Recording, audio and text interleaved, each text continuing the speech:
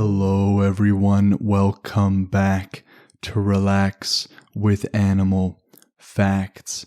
I am Steph Wolf, and today I am going to be learning with you about our furry, scaly, or possibly even slimy friends.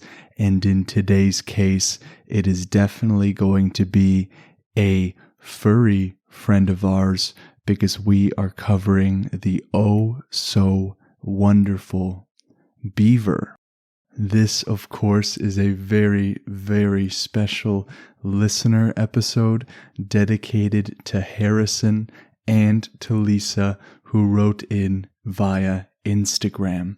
This episode would not be possible without your recommendations, and this podcast would not be possible without each and every one of you out there listening. I am so grateful to be a part of your routine, whether it's in the morning, whether it's at night, just before bed.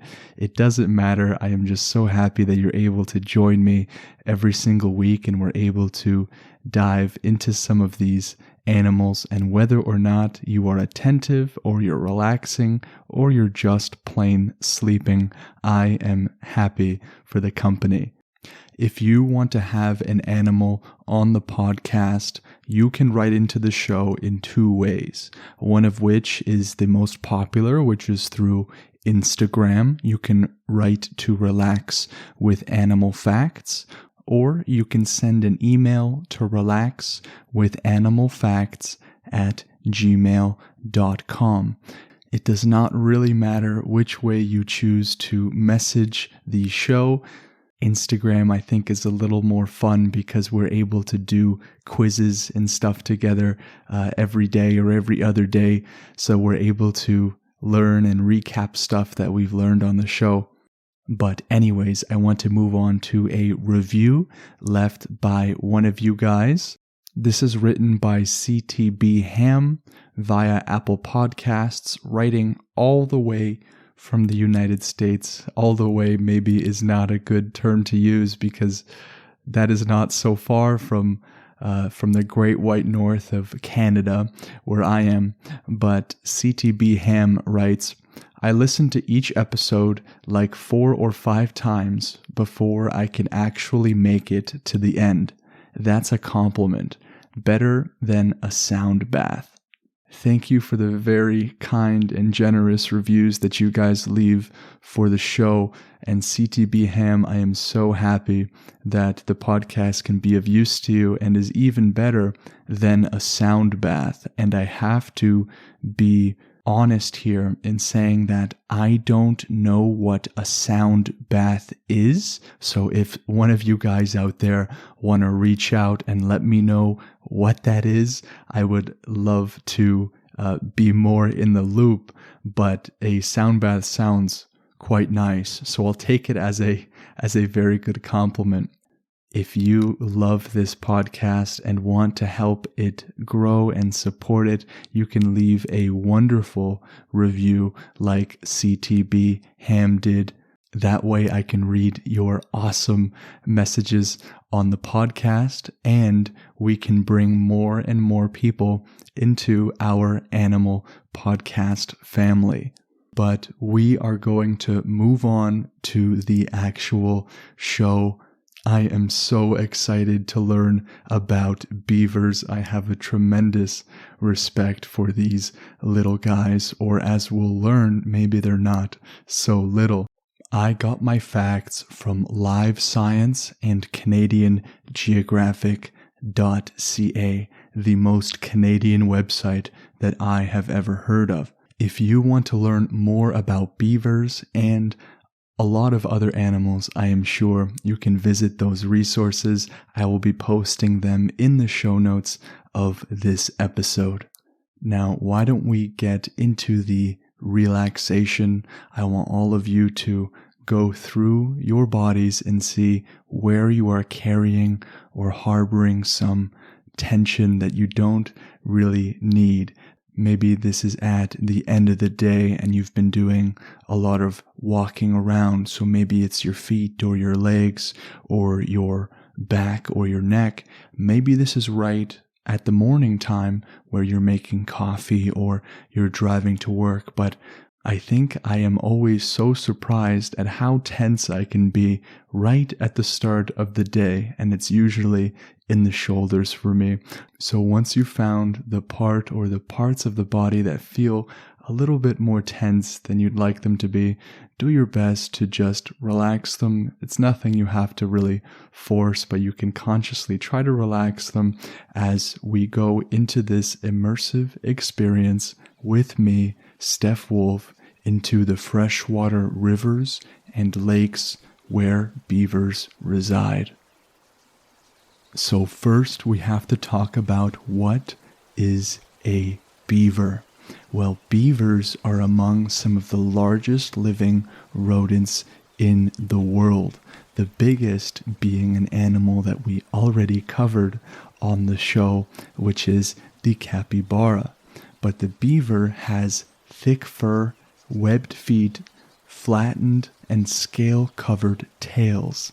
They also have those signature powerful jaws and strong teeth that will allow them to fall trees in order to build homes and dams.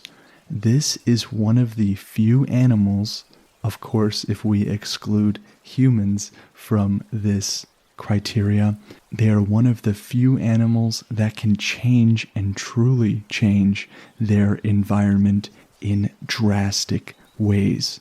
So these little guys, or rather big guys when it comes to the rodent family specifically, are often equated with being busy, and we see idioms being used all the time like busy beaver or busy as a beaver or eager beaver. These are all sort of synonymous with being this industrious and very hard-working animal, which they certainly are. Now, when we look at the species of beaver, we have something that doesn't happen very often on this show, and it is that there are only two species of beaver, and that is the American beaver and Eurasian beaver. The American beaver will weigh about 60 pounds. For those of you that like kilograms, don't worry, you don't have to pull out your calculators. It is about 27 kilograms and will be from 23 to 39 inches, which is about 60 to 100 centimeters long.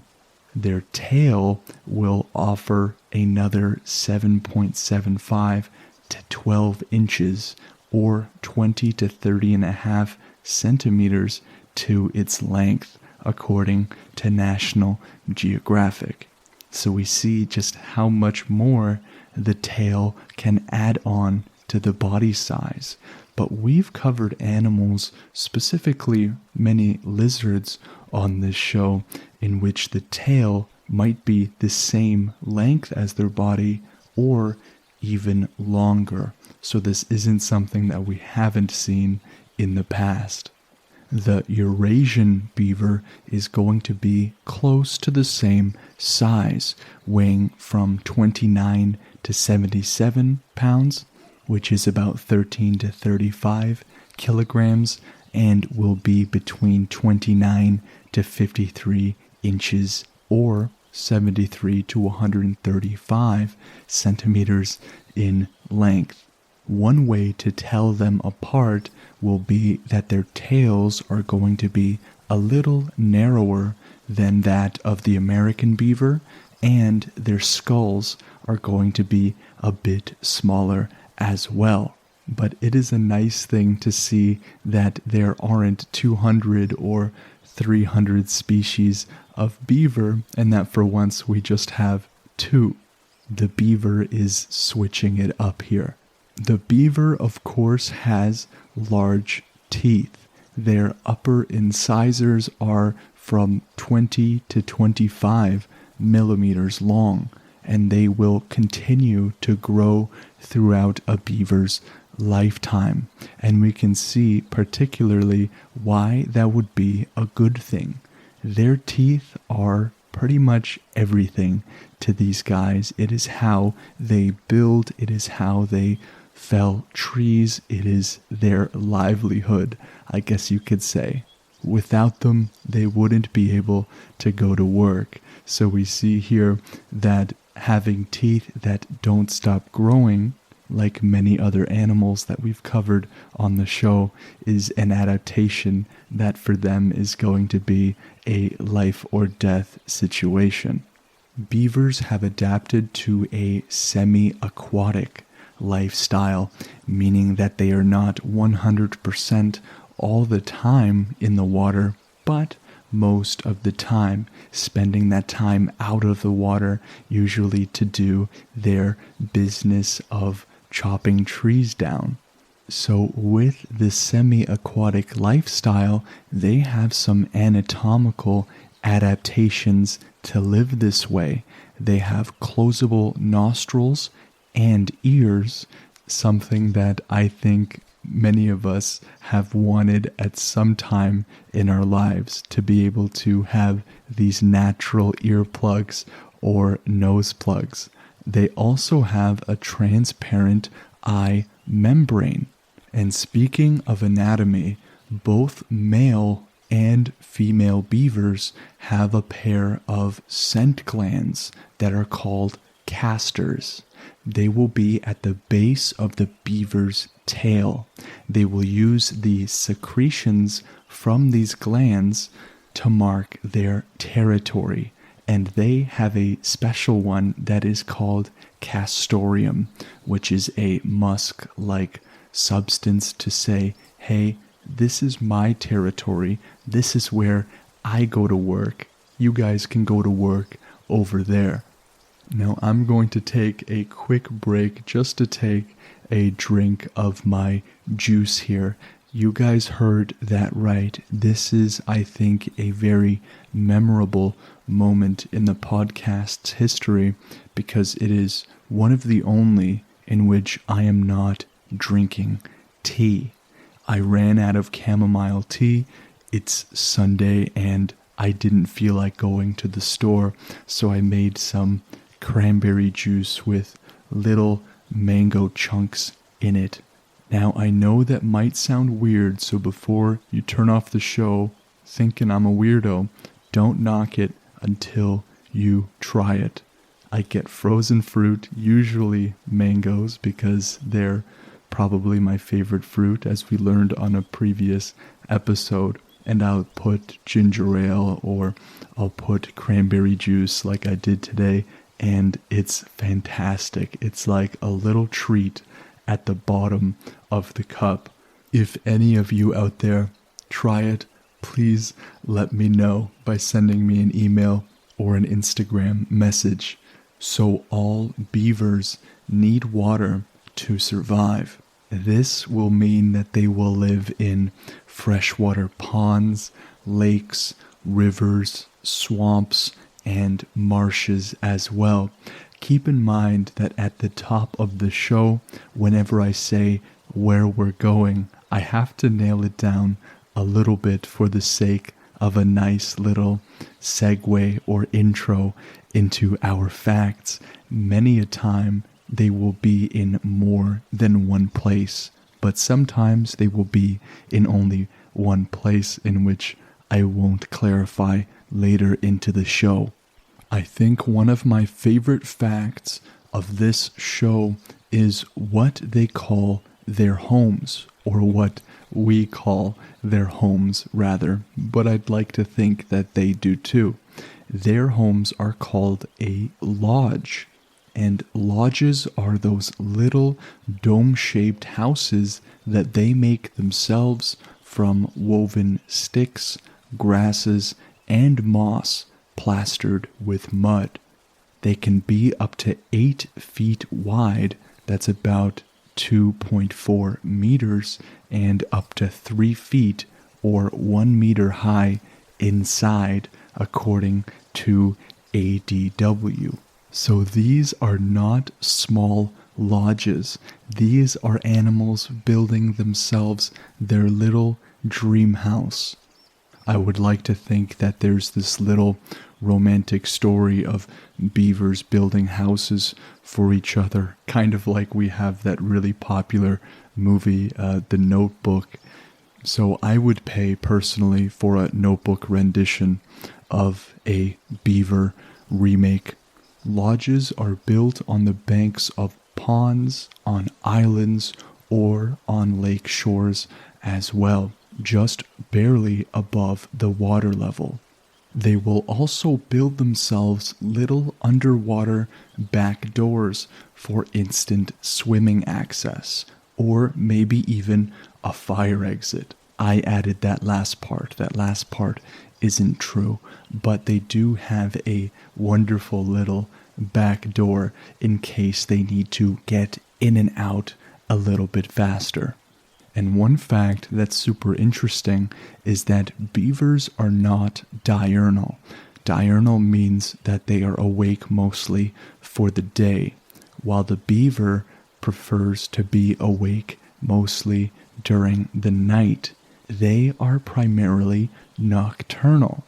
They will spend most of their time eating and building. Now, we talk many a time on this show with the specific animals and their impacts on their environment and on the ecosystem. The beaver probably has one of the most tremendous impact on ecosystems of any of the animals that we've covered thus far. The dams that they build aren't just a nice fashion statement, but they can alter the flow of rivers and can cause floods of hundreds of acres of land. Dams will also prevent erosion and raise the water table, which will help purify the water as silt builds up and breaks down toxins. As the sediment and debris build up, carbon increases and nitrogen decreases, and these chemical changes will alter the type of invertebrates, and the new water source will attract new species of fish and amphibians and birds. Flooded timber will eventually die off, and the forest will become a beautiful open water ecosystem. So we see here that they are one of the few animals which directly create, impact, or change entire ecosystems, not by affecting the food chain directly, but by altering the physical characteristics that make up the ecosystem to begin with. So I think that it is so amazing that humans aren't the only ones that affect the environment from agriculture and from creation and building. Beavers do the same. And trees don't just provide them with the relevant materials that they need to build their homes, they will also eat them. Unlike other mammals, beavers can digest cellulose, which is a major component of their diet. They will eat roots and bark, willows, leaves, maples, and poplar trees. They will also eat a good selection of aquatic plants. And they are very social and will live in groups called colonies. One lodge is often the home for one monogamous beaver couple. So they move out, they make their house together, and they move in and start their beaver life. Beavers will mate during the winter time from January to March, and the Eurasian beaver has a gestation period of about 60 to 128 days, upon which they will give birth from 1 to 6 babies that will weigh about 8 to 22 ounces. And the baby beavers are called kits. The American beaver will have a gestation period of about 105 to 107 days, so quite different from the Eurasian beaver. and they will give birth to up to 4 kits that will weigh between 9 and 21 ounces, very similar to the Eurasian beaver, but we see that the American beaver gives birth to 2 less kits on average. And the beavers have bodies that aren't only adapted for eating trees, but highly adapted to the water. They will have a tail that will act as a rudder, and those webbed feet will allow them to be very dynamic in the water. They can also stay underwater for about 15 minutes at a time, which is nothing to sneeze at. And the last fact before we go into the name beaver, where does it come from? It is that beavers do not hibernate. They will continue to eat and build all the way through the winter time. So the cold doesn't bother them much. They might just spend a little bit more time in the inside of their little home. So on this show, we love to learn about the root of words and where the animal's name comes from. Etymology is just a fancy word for meaning the derivation of these words. Where do they come from? So the word beaver is of Germanic origin and is related to Dutch and German, ultimately from an Indo-European root meaning brown. And you have to give it to them. The beaver is indeed brown. So what a fun episode. The beaver had so much to teach us, and I hope that you enjoyed it. So a little announcement here, which I probably should have said at the top of the show, given that many of you are probably asleep at this point. But for the past couple of episodes, I have been mentioning the Patreon, where we will be doing live Q&As and different things like that. I realize that at a time like this, and that it is hard for so many of us, I decided to do everything that would be on the Patreon on the YouTube channel instead for free. And those of you who want to support the show in that way on Patreon, I am very grateful for that. But I want to give you guys as much Relax with Animal Facts content as possible and for free. So you guys can go to the YouTube channel Relax with Animal Facts, and I will be posting everything on that YouTube channel, including the lessons every other week and the Q&As.